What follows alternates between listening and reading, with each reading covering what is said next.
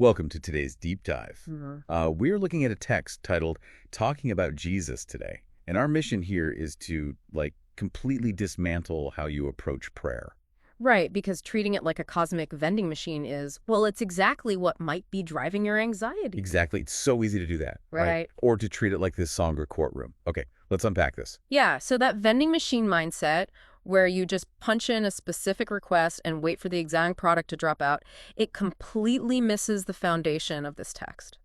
I mean, the true sweetness of prayer isn't about how eloquently you state your case to some distant judge. Right.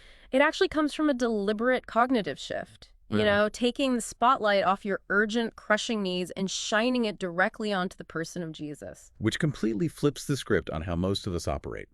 I mean, usually we just list out our worries. Yeah, we do. And honestly, that often leaves us feeling way more stressed out. The text uses this brilliant imagery, imagining spending 30 minutes describing a raging storm to the very one who created the wind and waves. Oh, yeah, that's a great image. It's like nervously reading the weather report Yeah. to the actual weather maker, right? Yeah. Like you're completely forgetting to even look at the pilot flying the plane. What's fascinating here is the psychological mechanism at play. Because when your problems and your what ifs dominate your internal dialogue, you aren't finding refuge. You're basically just ruminating out loud, Oh, wow. which just keeps your brain locked in a stress response. Mm.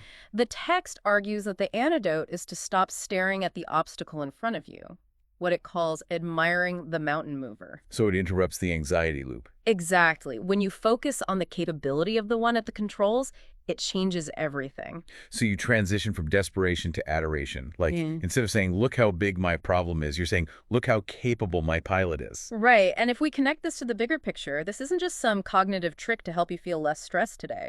The source actually introduces prayer as a dress rehearsal for eternity. A dress rehearsal. Ah. Okay, I like that. Yeah, and it poses a really challenging warning. Like, if you find his presence tedious right now, if you're just looking past him to see if your earthly packages have been delivered, how can you expect to experience extreme ecstasy at his ultimate return? See, here's where it gets really interesting, because I have to push back on this a little bit. Sure. Okay. It is so easy to say, just look at the pilot. But when the storm is actively tearing the roof off your house, like when your bank account is empty or you are waiting on a scary medical test, the human brain is hardwired to focus on the threat.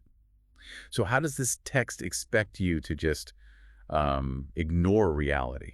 Well, that's the thing. It doesn't ask you to ignore reality at all. It actually offers a very specific three-part survival strategy for those exact moments. Step one is acknowledging the need, but then deliberately dismissing the worry. Wait, so you state the burden clearly, but then consciously force your focus away from it. Exactly. Okay, so you don't bury your head in the sand, you just refuse to set up camp there.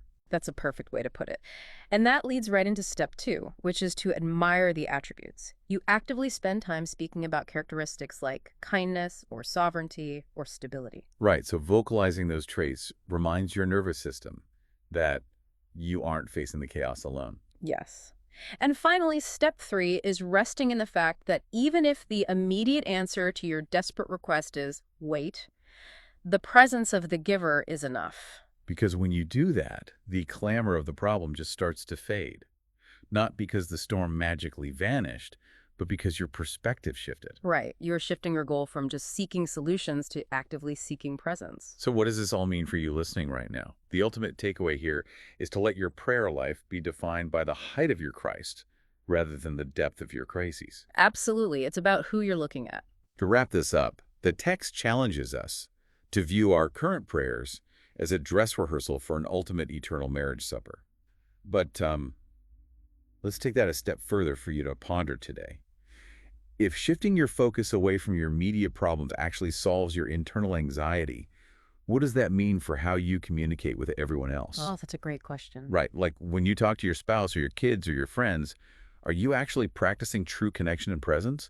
Or are those conversations just anxious weather reports too?